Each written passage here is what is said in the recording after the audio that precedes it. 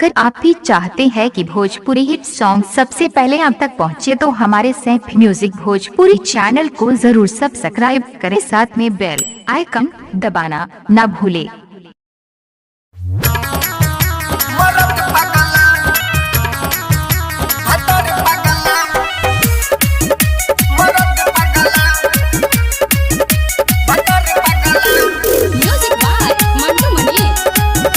Presented by Saif music Bhojpuri. मरद पगला भातर पगला, मरद पगला हमारा स्टीयरिंग न कबो धरेला।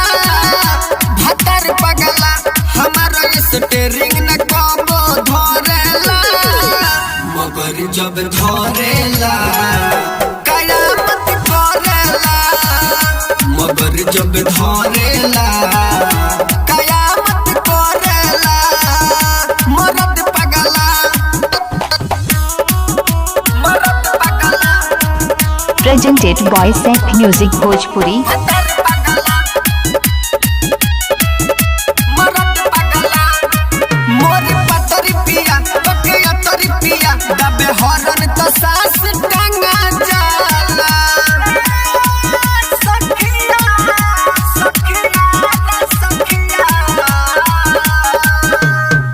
मोरी पतरी पिया बकिया तरी पिया, दबे हरन तो सास टंगा जाला। अब चले सनक लागे ना भनक, हमरो इंजन गरमा जाला।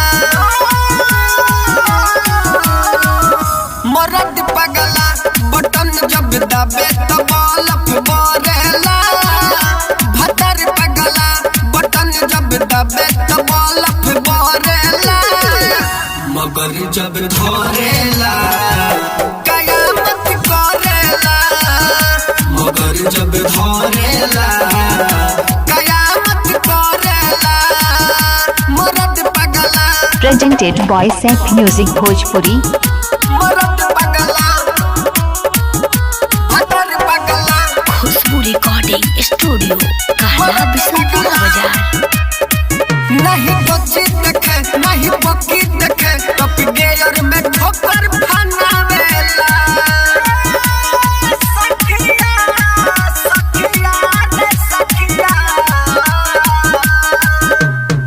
नहीं बच्ची देखे नहीं पक्की देखे, टॉप गेयर में ठोकर फनावेला। चल कोमर मुचुक के रोई सुसु के सुसु, बाबू सोना कहीं मनावेला।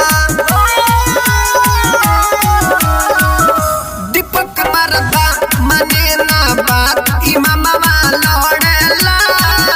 गुड्डू सोनी मने ना बात इमामा लड़ेला, मगर जब धरेला कयामत करेला।